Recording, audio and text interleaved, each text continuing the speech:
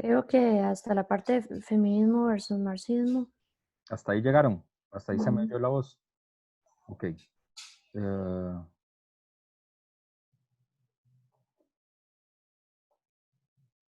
En- o sea, faltó un montón. O sea, no oyeron nada de la evaluación. No. Ok. No, Entonces, no, profe. entonces habíamos quedado. eh,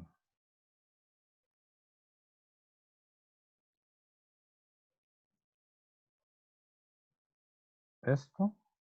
Relaciones entre el marxismo y feminismo. Esto es la polémica entre Butler y Fraser. Eso es lo último que vimos. Bueno, la metodología es obviamente un curso virtual con todos los alcances de un curso virtual. Por lo tanto, todo queda embebido en mediación virtual. No sé qué va a pasar con la grabación que acabamos de perder o si se va a lograr reservar o no, pero en condiciones normales tendría que,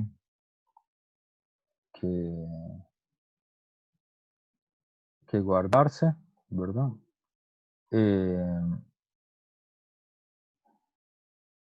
y eh, y bueno, todos esos materiales van a quedar en Zoom, ¿verdad? Y nos vemos a las 11.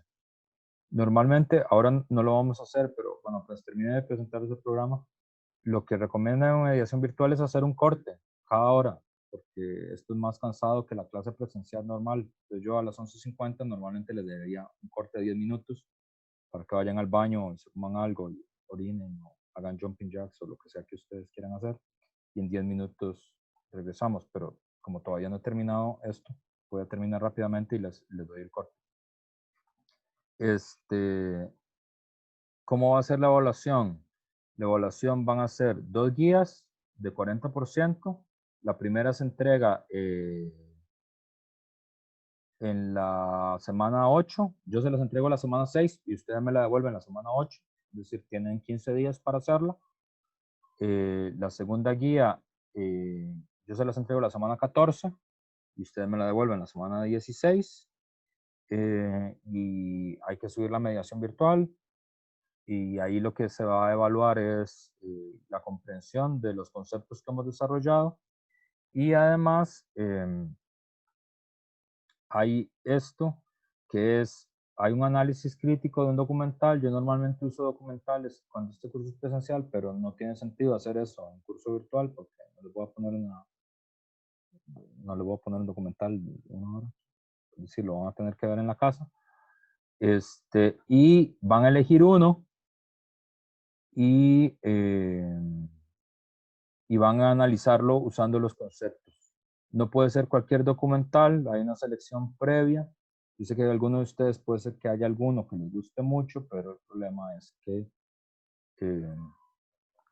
hay una selección, una preselección mía, que esto también les va a quedar en mediación, que son los que pueden seleccionar. Ahí está cuál, puede ser la batalla de Chile, puede ser los últimos días de la URSS, ahí están las referencias, escogen uno y lo analizan con lo que han aprendido en el curso. Son 9 posibles y son esos 9, no hay otros. ¿Por qué? Porque son los que me parece que les sirven para entender el curso.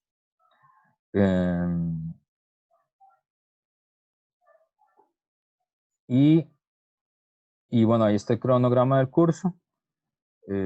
Ahora vamos a tener una primera clase que tiene que ver con ponernos como en, en sintonía de qué de lo que vamos a hablar y ya luego vienen las lecturas. Entonces, eh, ¿hay alguna duda sobre lo que acabo de explicar? ¿Ninguna? Bueno, si no hay ninguna duda, vamos a, vamos a hacer el primer corte de la clase. Son las, eh, Son las 11:52.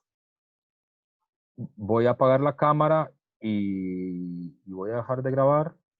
Y vamos a regresar a las 12:02 en punto, ¿verdad? Eso es porque es una recomendación de la gente de mediación virtual de que cada 50 minutos se haga un corte de la clase, que no es bueno hacer la clase corrida. Y a mí la verdad me parece sensato.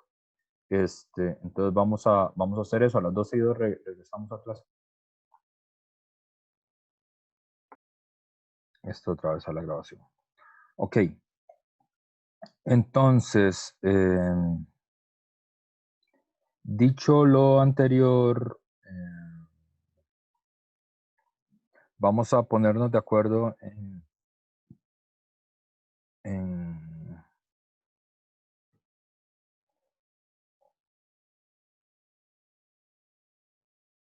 en algunas cosas. El curso, bueno, tiene varias dificultades que vamos a ver si la logramos resolver.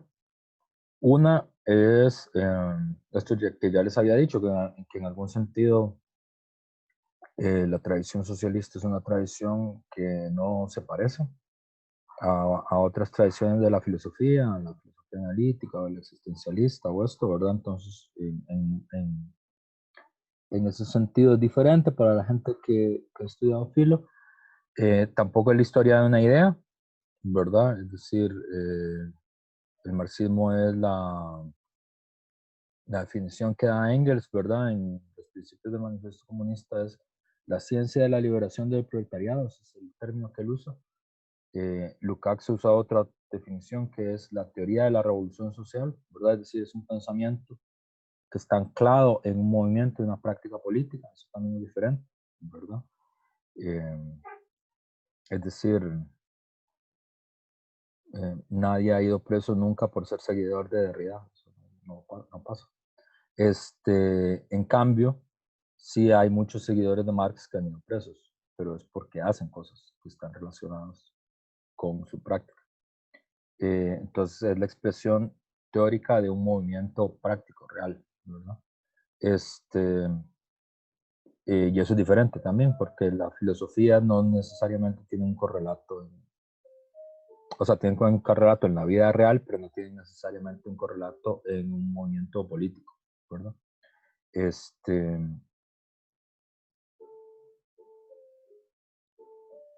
Y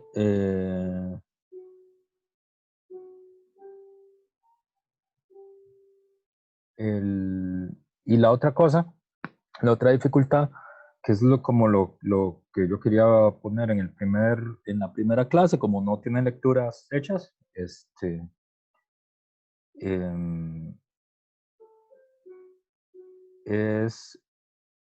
que hay otra dificultad grande que es el país en el que vivimos, ¿verdad? Que es, este país tuvo digamos, eso no lo vemos tanto aquí, lo vemos más en el curso de Historia del Pensamiento Costarricense, el Seminario de Pensamiento Político Costarricense, por si alguna vez quisieran llevar el curso. Pero, digamos, para explicarlo rápido, en los años 40 este país tuvo una influencia muy importante del Partido Comunista, influencia que uno puede rastrear, digamos, si se pone a estudiarla, pero que no es reconocida, digamos, dentro de la historia ideológica oficial del país. Pero los comunistas fueron derrotados en la guerra del 48. Bueno, los comunistas y los aliados. Es una historia larga. La cosa es que los comunistas se aliaron con el gobierno y perdieron la guerra. La versión Wikipedia. Y eso produjo, luego además por la historia no solo costarricense, sino latinoamericana, por la Guerra Fría y por la forma en la que fue combatida la Revolución Cubana en Centroamérica. Entonces, digamos, el anticomunismo es un valor para Centroamérica, debe ser una de las pocas regiones del mundo, junto con, no sé, Indonesia probablemente, donde ser anticomunista es un valor, como un valor que se porta con orgullo. Y entonces eso es raro, porque hay una gran distorsión ideológica en la comprensión de la historia de la teoría socialista, del pensamiento socialista.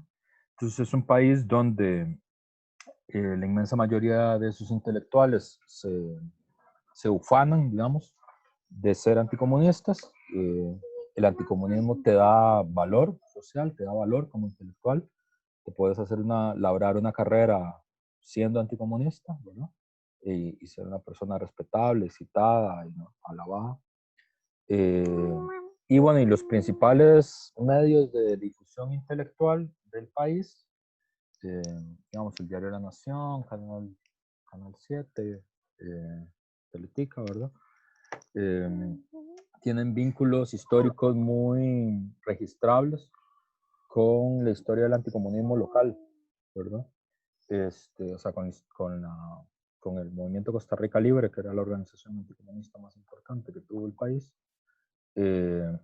Entonces, digamos como que todo el ambiente cultural en Costa Rica es muy anticomunista, ¿verdad? Inclusive entre gente educada, en estudios universitarios, todo eso. Entonces, es como muy difícil discutir sobre el socialismo en Costa Rica, porque aunque hubo una tradición socialista, digamos, o referenciada con el comunismo importante en los años 40, esa tradición quedó cortada. Es una tradición que tiene una relación problemática con el marxismo también. Y además, vivimos en un país donde la cultura anticomunista es muy potente, digamos, se respira mucho eso. Entonces, pues hace difícil, digamos, terminar de entender de qué va esas ideas. Entonces tenemos que vencer esos dos obstáculos, ¿verdad?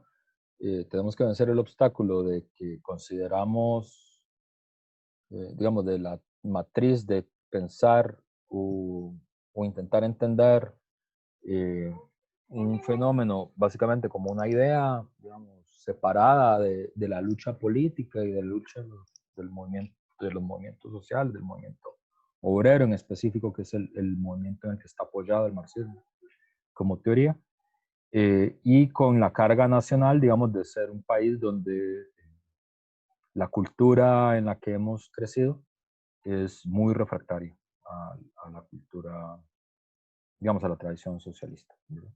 En contra de lo que cree, no sé, Otto Guevara y Rodríguez Steller y todos estos diputados, en general más bien la tradición socialista es muy poco conocida. En Costa Rica y en las universidades también, no es que la universidad sea muy diferente a eso. Bueno, pues decir, la universidad hace parte de esa, digamos, cultura tradicionalmente anticomunista del país. Dicho esto, entonces con esa confusión, vamos, digamos, con esa clarificación, yo quería que empezáramos por, como en todos lados, por los términos, o sea, como el curso se llama Panorama del Socialismo Contemporáneo, como eso qué significa, ¿verdad? Porque siempre hay mucha confusión, porque por nuestra cultura, entonces cuando uno le dice Panorama del Socialismo Contemporáneo, uno dice, eso es como Cuba y Venezuela, ¿verdad? Y ya eso es lo que uno sabe. Pero vamos a usar, o yo por lo menos lo que quiero presentar en la primera parte de la clase es como como clarificaciones conceptuales de cómo vamos a usar los términos. Y entonces aquí, que eso va a quedar ahí en mediación, vamos a ver los... está mal aquí. No le corregí la fecha. Los términos. Entonces, el primer término es comunismo. ¿Eso de dónde viene? Vamos a ver, tal vez antes de compartir esto, mejor se lo digo por aparte. Hay tres términos que tienden a confundirse dentro de la tradición. Entonces vamos a hacer un esfuerzo como por no confundirlos, porque significan como cosas distintas, ¿verdad? Hay tres términos. Uno es dictadura del proletariado, que ahorita vamos a ver qué significa.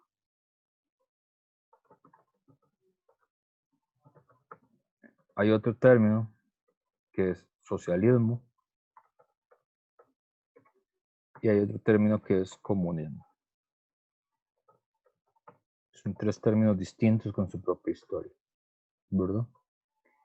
Y normalmente hay una confusión sobre los tres. Los tres son como lo mismo, ¿verdad? De hecho, el primero ya casi no se usa, pero es muy importante en la tradición marxista clásica, tradicional, ¿verdad? Entonces,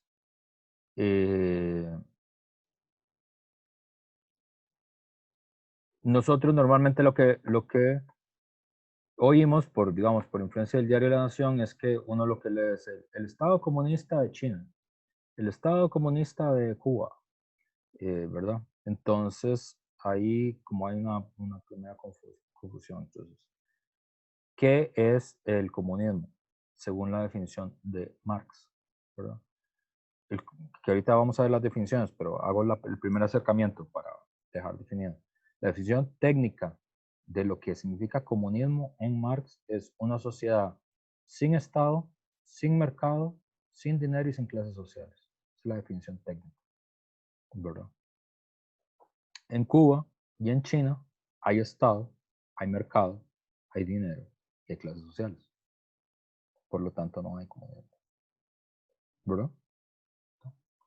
En la Unión Soviética en el siglo XX también había Estado, ¿verdad? Y también había clases sociales. Entonces, no hay comunismo, ¿verdad? Esa es la definición técnica, ¿verdad? Y entonces la pregunta es, profe, pero cuando la nación dice el Estado comunista de China, pues sí, es una definición ideológica. Digamos, no hay. Estado comunista es un oxímoron, ¿se entiende? No hay Estado comunista. Es como pelota cuadrada, ¿verdad? Como cuando Kiko dice, ustedes ya no habían echado. Bueno, la gente mayor veía una cosa que se llamaba el Chavo, y en el Chavo había un personaje que se llamaba Kiko, y que lo que pasaba esperando era que la mamá le trajera una pelota cuadrada, pero siempre le prometía que le iba a traer una pelota cuadrada. Entonces, Estado comunista es la pelota cuadrada de Kiko, no hay Estado comunista. O hay Estado o hay comunismo, pero no hay Estado comunista, ¿verdad? Entonces, en ese sentido, comunismo no ha habido, ¿verdad?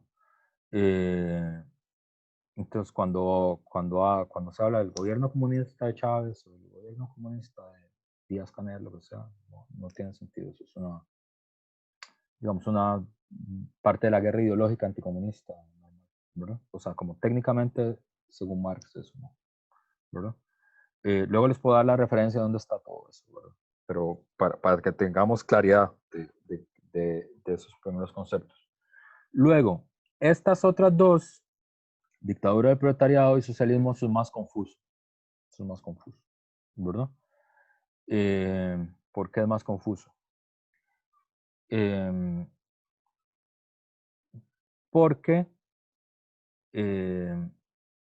en la tradición socialista del siglo XX hubo dos grandes posiciones, bueno, no dos, tres grandes posiciones en relación con la que significó lo que significó el socialismo del siglo XX, ¿verdad? Hay una primera posición que quien más defendió esa posición fue un señor que se llamó José Stalin, pero también otro señor que también es conocido, que se llama Mao Zedong, Mao Zedong o Mao Zedong, dependiendo de cómo lo traduzcan, que sostuvieron que en Rusia y en China sí hubo socialismo. Y eso se llamó una teoría. Y bueno, y los seguidores de Stalin y de Mao sostenían que efectivamente eso era así. Y por lo tanto, esa teoría se llamó la teoría del socialismo en un solo país. ¿Verdad? Entonces, el socialismo es una sociedad que se puede instaurar en un solo país, ¿verdad? En Rusia, en China, en Yugoslavia, que esa fue la interpretación mayoritaria de la izquierda durante el siglo XX, ¿verdad? Y nosotros vamos a leer una de esas interpretaciones, sobre todo la de Martha Harnecker, ¿verdad? que eso no les había contado sobre el curso, que era importante, que es, bueno, no sé, a mí me parece muy chido, la verdad, pero no sé si a ustedes les va a parecer chido. Que es como estamos confinados y en pandemia, eso está mal porque son mucho mejores las clases presenciales, eso nadie lo va a discutir. Pero como estamos confinados y todo el mundo está confinado, bueno, no todo el mundo, un sector del mundo está confinado, varios de los autores que vamos a leer van a estar en la clase, lo cual es muy interesante, porque no siempre uno puede preguntarle a la gente que no está leyendo qué dudas tiene, ¿verdad? Cuando uno lee ahí Aristóteles y Platón y dice, me gustaría preguntarle a Aristóteles, ¿qué opina sobre esto? Pero Aristóteles está muerto, entonces no se le puede preguntar nada. Pero varios de los autores que vamos a estudiar, vamos a tenerlos en la clase. O sea, está confirmado que vamos a compartir con ellos en la clase. Entonces es más interesante porque uno hace las lecturas y además le puede preguntar dudas sobre las lecturas a los autores.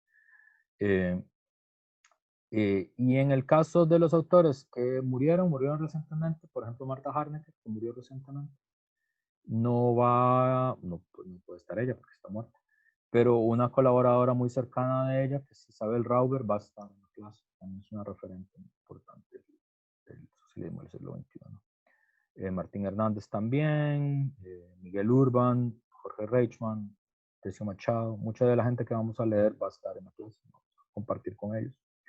Entonces, pues eso espero que haga que el curso sea más chido, ¿verdad? Me acordé de eso cuando estaba explicando esto. Entonces, socialismo, hay una polémica, ahí que yo le dije, el marxismo es la historia de la polémica, pues siempre hay polémicas entre los marxistas, ¿verdad? La izquierda mayoritaria del siglo XX sostiene que sí hubo socialismo en la Unión Soviética, y en China, y en Cuba, y que el socialismo se puede instaurar en un solo país. Pero esa es la teoría del socialismo en un solo país, que el que más, tampoco escribió tanto, pero digamos, el que es responsable de esa teorización y esa práctica, sobre todo José Stalin. Y en ese sentido, digamos, Mao es como un discípulo en ese sentido de Stalin. Hay una segunda teoría, que el principal referente es un señor que se llama León Trotsky, que fue dirigente de la Revolución Rusa y fue luego perseguido y expulsado por el gobierno de Stalin, ¿verdad? Es una tradición que no es una relación amistosa, no es como distintas variantes, ¿verdad? No es como el Deportivo Saprissa, ¿verdad? Que puede alinear a Alonso Solís o a Walter Centeno, dependiendo de la situación, no es ese tipo de relación. Usted no había jugar a Solís ni a Centeno, bueno, no sé. Esta tradición fue un enfrentamiento, digamos, abrazo partido, no fue una lucha de ideas, ¿verdad? Fue un enfrentamiento que la definición, o sea, lo que hizo la diferencia fueron los campos de concentración, no las ideas.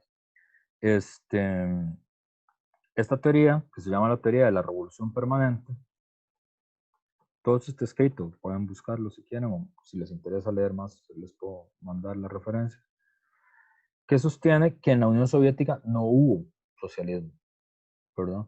Porque el socialismo supone un proceso superior ya al capitalismo, y que para instaurar el socialismo se ocupa que el capitalismo haya sido derrotado en sus principales centros políticos y económicos. Y a partir de ahí puede empezar la construcción del socialismo. Y que la Unión Soviética, como era una sociedad aislada y atrasada, en realidad nunca fue una sociedad socialista, ¿verdad? Pero ¿y entonces qué era la Unión Soviética por esa tradición? Era un Estado obrero burocrático.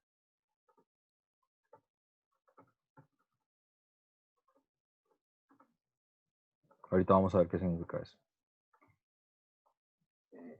Y hay una tercera tradición, que ahí es como estaría, como por ejemplo Castoriadis, que es una tradición menos homogénea que el trotskismo o que el stalinismo, que sería una tradición que los trotskistas normalmente le dicen los antidefensistas, luego les voy a explicar por qué, pero así pasaron a la historia, que es una tradición que sostiene que en la Unión Soviética y en China no hubo socialismo, tampoco hubo Estado obrero burocrático, sino que hay un nuevo tipo de sociedad totalitaria.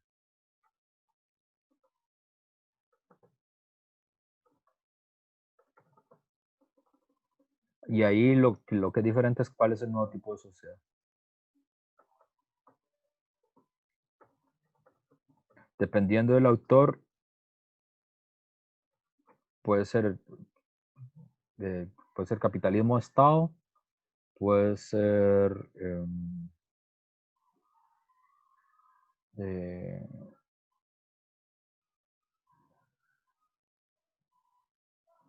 el Estado colectivista, ¿verdad? Pues, dependiendo del capitalismo de Estado, Estado colectivista burocrático, sociedad de movilización total, dependiendo del autor. Ahí como no es homogéneo, digamos, lo que hay es un rechazo, digamos, a las otras dos interpretaciones, un poco la forma positiva de qué es, va cambiando de autor a autor, ¿verdad? Bueno, Gilas, Milovan Gilas, que es un intelectual yugoslavo, también está dentro de eso.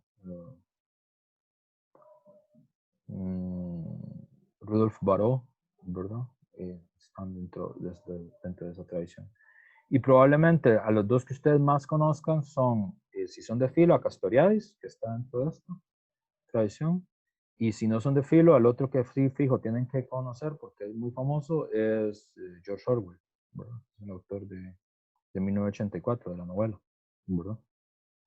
Que él fue parte del Partido Comunista y combatió en España con el POUM, y luego escribió 1984, ¿verdad? Que es como una especie de novela literaria sobre lo que él concebía que iba a pasar en Europa, ¿verdad? En el futuro. Entonces, estas tres tradiciones, aquí hay una polémica, ¿verdad? Entonces, hay unos que dicen que sí, hay otros que dicen que quedó estancado y hay otros que dicen no. Y este término, dictadura del proletariado, es tal vez el término que es el que menos se usa, porque es un término que es como medio confuso y como que suena raro ahora, pero tiene que ver con que en nuestro espectro ideológico se supone que la principal división del pensamiento político y filosófico de la humanidad es la diferencia entre democracia y totalitarismo. Y eso es básicamente la diferencia que hay entre una cosa y la otra. Eso es una versión muy empobrecida, digamos, de lo que el pensamiento político es, en realidad, ¿verdad? Pero este término es un término importante porque es un término que está en Marx, es un término técnico de Marx y del marxismo. La primera vez que uno lo oye, a uno le parece rarísimo porque dictadura del proletariado suena como gobierno totalitario de Albino Vargas o algo así. Entonces uno dice, no, como que eso no me suena a mí. Pero es un término técnico porque, tal vez me extiendo un poco en esto, este término de dictadura, nosotros, sobre todo los latinoamericanos, lo asociamos como al ejército, ¿verdad? Como la dictadura es como el ejército. Y sí, efectivamente, eso es la referencia para los latinoamericanos, pero cuando Marx usa el término no está pensando en los ejércitos latinoamericanos, ¿verdad? Primero porque sería un anacronismo, porque Marx es anterior a la época de las dictaduras de seguridad nacional en América Latina. ¿Y él en qué está pensando? Él está pensando en la Revolución Francesa, que tiene que ver con la historia del marxismo, ¿verdad? Marx es sobre todo digamos, en Marx hay una muy importante herencia jacobina, de la tradición ilustrada revolucionaria francesa, ¿verdad? Entonces, en la Revolución Francesa, Los jacobinos, como Danton, como Marat, como Robespierre, ¿verdad? Que fueron el gobierno revolucionario entre 1793 y 1795. Digamos, en los años del terror rojo se les llamó. Ellos instauraron una cosa que se llamaba el Comité de Salud Pública.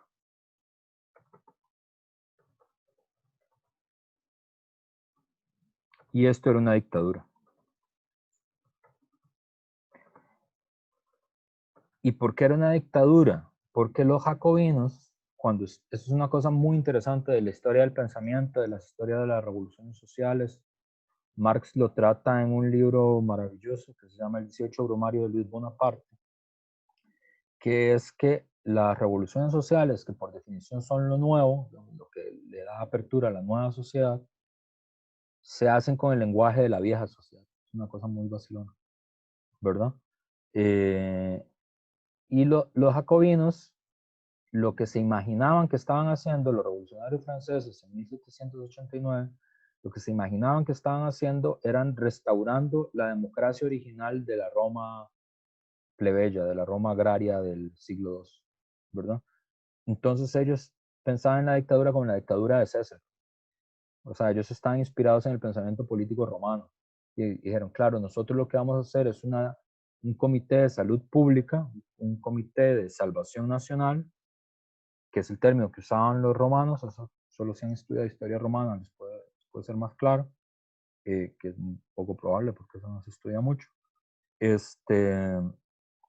Y entonces los romanos, que eran una democracia esclavista, pero una democracia, en época de conmoción nacional instauraba una dictadura, que eran poderes especiales de un gobierno para durante un periodo localizado de tiempo instaurara o defendiera el orden republicano contra los conspiradores o contra los oligarcas o contra nuevos generales que querían hacerse con el poder, ¿verdad?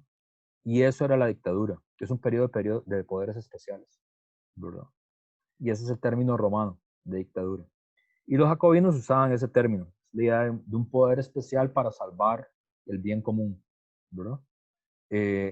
Y Marx toma eso de los jacobinos. Entonces la dictadura del proletariado es como el gobierno de la clase obrera para enfrentar la conmoción, digamos, de las viejas clases dominantes que están siendo desplazadas. Esa es la idea, ¿verdad?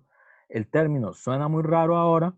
Durante todo el siglo XX se usó y se usó mucho, y digamos, ustedes leen a cualquier autor referenciado con el socialismo en el siglo XX, Althusser, Etienne Balibar, Marcuse, Henri Lefebvre, cualquiera de esos que se estudian en la escuela, el término que usan es dictadura del proletariado. Si leen a Manuel Mora también, es el término que se usa, dictadura del proletariado. Ya ahora, como se supone que la división básica que existe en el pensamiento político es la oposición entre totalitarismo y democracia, entonces una dictadura democrática se supondría que es un oxímoron, según la página 15 del diario La Nación, ¿verdad? Pero no es un oxímoron en el pensamiento político. Hay dictaduras que son democráticas, como la jacobina, ¿verdad? Como la de César, ¿verdad? Como la que pensaron construir los comuneros franceses de 1871, que también eran dictadura en ese sentido.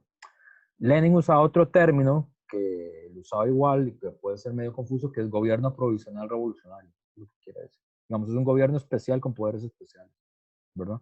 Pero no tenía la idea de quedarse, siempre supusieron que era un poder provisional, ¿verdad? Eso es importante porque eso era una distinción con la tradición, con las tradiciones comunistas anteriores a Marx, ¿verdad? Entonces, esos tres términos es importante que los retengan.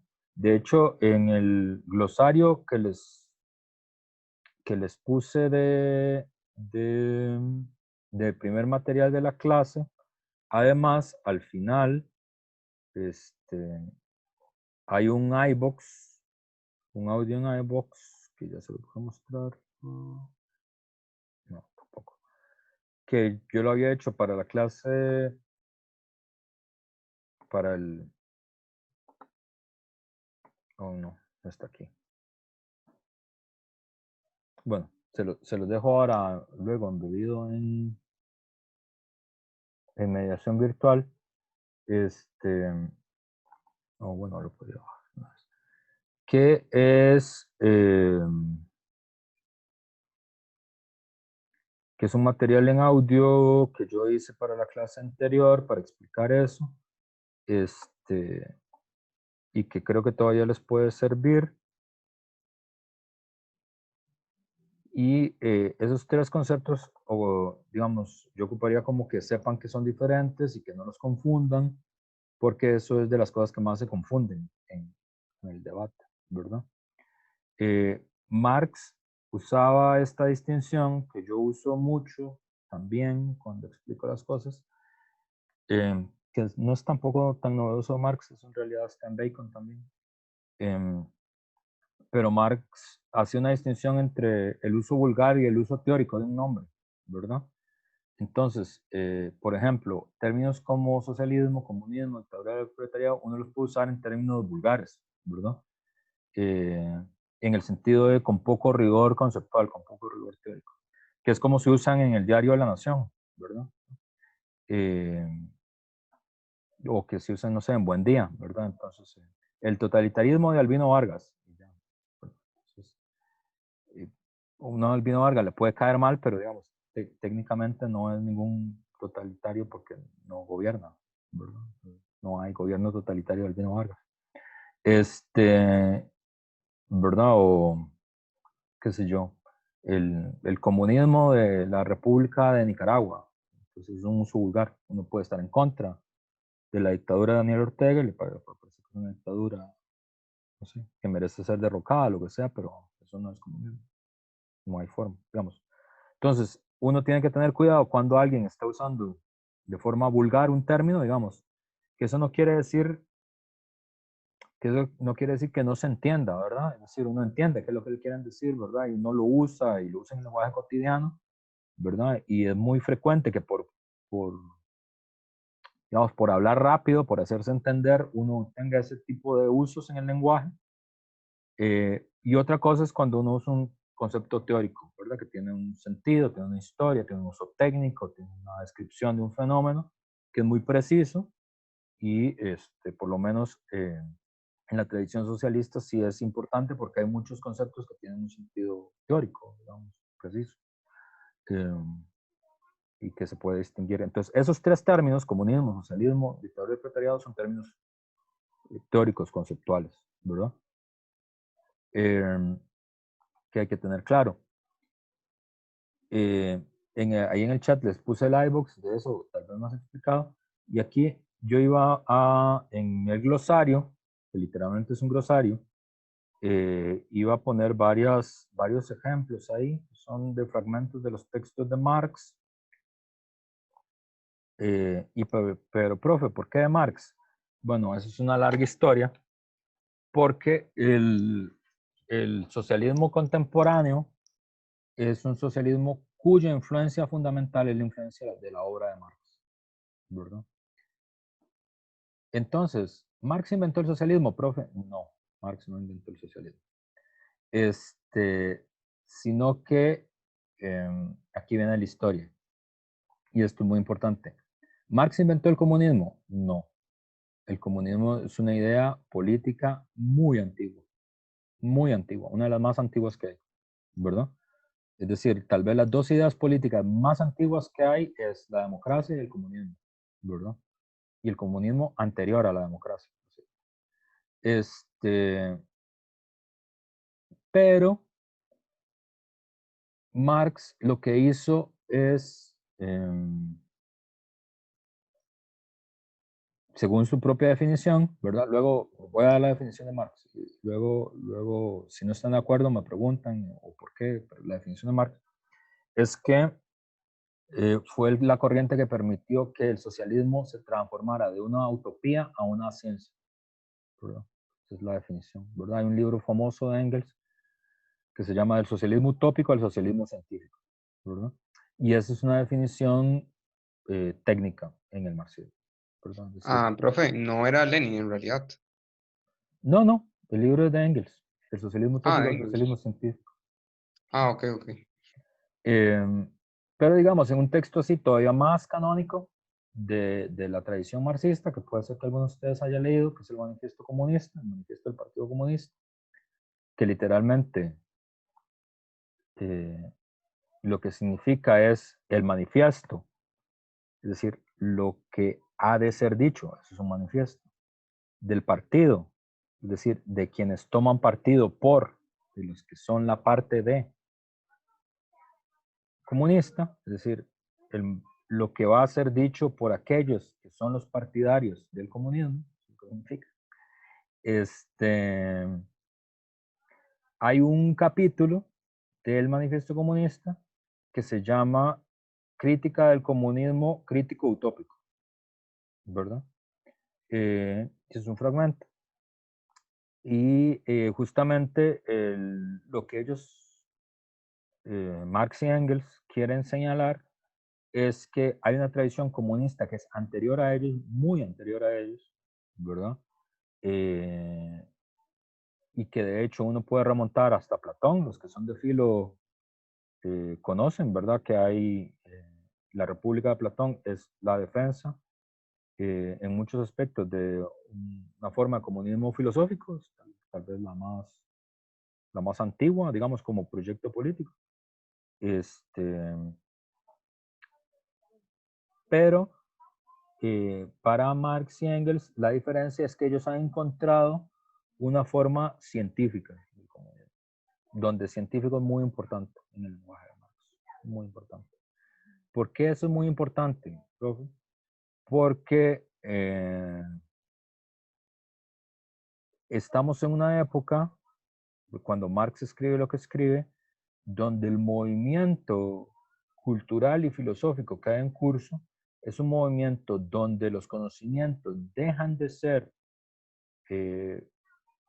digamos, filosóficos, ideológicos, mágicos, y empiezan a transformarse en conocimientos adecuados de los reales ciencias, ¿verdad? Marx está pensando en sí mismo como la diferencia que hay entre la filosofía especulativa de la naturaleza de Aristóteles y la física moderna.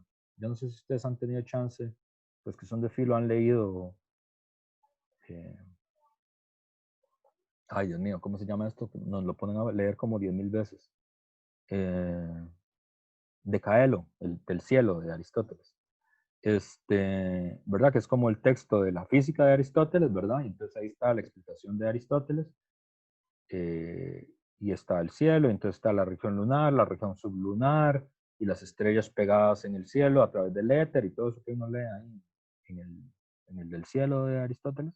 Y es una explicación del cielo, pero es una explicación filosófica. Es decir, todo eso no, o sea, Aristóteles se lo inventó. Digamos, digamos, cuando no podía explicar por qué las estrellas estaban fijas, dicen, eso está pegado con éter. ¿Ya? ¿Y cuál es la demostración de que el éter existe? Pues nada, que es coherente. Digamos, que tiene que estar pegado a algo. Entonces, hay una diferencia grande que ustedes se han llevado historia de la ciencia, lo pueden haber estudiado, ¿verdad? En el proceso en el que Newton separa la física moderna de la antigua filosofía especulativa de la naturaleza, en el proceso en el que Dalton separa la química moderna de la antigua filosofía especulativa de la naturaleza, y el último que es muy importante en Marx, una gran importancia, en el momento en el que Darwin separa la biología de la filosofía de la naturaleza y construye, digamos, un conocimiento adecuado de lo real para la comprensión de los fenómenos físicos, de los fenómenos químicos, de los fenómenos naturales. Marx se considera a sí mismo haciendo lo mismo con la sociedad capitalista moderna, ¿verdad? Es decir, se consideraba teniendo por primera vez una comprensión científica adecuada de qué era la sociedad capitalista moderna. Esa es la apuesta de él. Entonces hay ciencia, es muy importante en Marx. Digamos, en eso Marx es heredero de la tradición ilustrada. Para mí, sin duda. Igual eso es una polémica. Entre la tradición marxista hay dos posiciones. Una posición que la representa más como Michel Louis, que sostiene que Marx en realidad es heredero de la tradición romántica.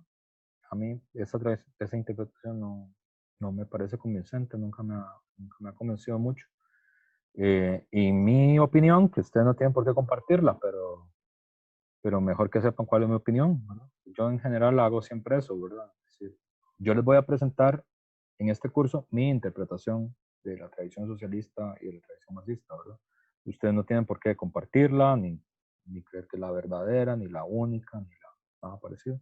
Pero siempre es más fácil cuando el profe les aclara que, vea, esta no es, esto es sujeto de interpretación y mi interpretación es esta, ¿verdad? Hay cosas que no están muy sujetas a interpretación, ¿verdad? Hay cosas que son como técnicas y cualquiera que conozca un poco sabe que eso es así, ¿verdad? Por ejemplo, si alguien dice, es que Marx descubrió el comunismo, eso técnicamente no es verdad, el comunismo es anterior a Marx. O sea, no es verdad, nada más. Y hay otras cosas que sí son más polémicas, ¿verdad? O sea, hay debate sobre si eso es así o no. Mi interpretación, que es la que a mí me parece más convincente, más categórica, es que Marx es un continuador de la tradición ilustrada. Me parece que es así. Y todo este valor, digamos, que le da al conocimiento científico de las ciencias, parte de eso, ¿verdad? Por oposición a la filosofía especulativa, por oposición al irracionalismo, a las tradiciones intuicionistas, a la superstición, todo eso, ¿verdad? Y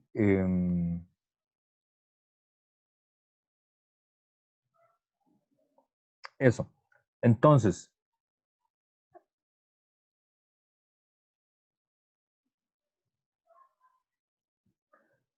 ¿verdad? Entonces, comunismo es una tradición que viene de antes, pero Marx le da un giro en 1840, ¿verdad? Es el pensamiento de una tradición política y social, ¿verdad? No es la obra de un individuo, ¿verdad? Esa es la otra cosa diferente, digamos. El marxismo es más que Marx, ¿verdad? A diferencia de, qué sé yo, del existencialismo kierkegaardiano, que es la obra de Kierkegaard, y no hay mucho más que decir. El marxismo es una tradición que es más que Marx en el sentido que hay más autores que contribuyeron y esa expresión no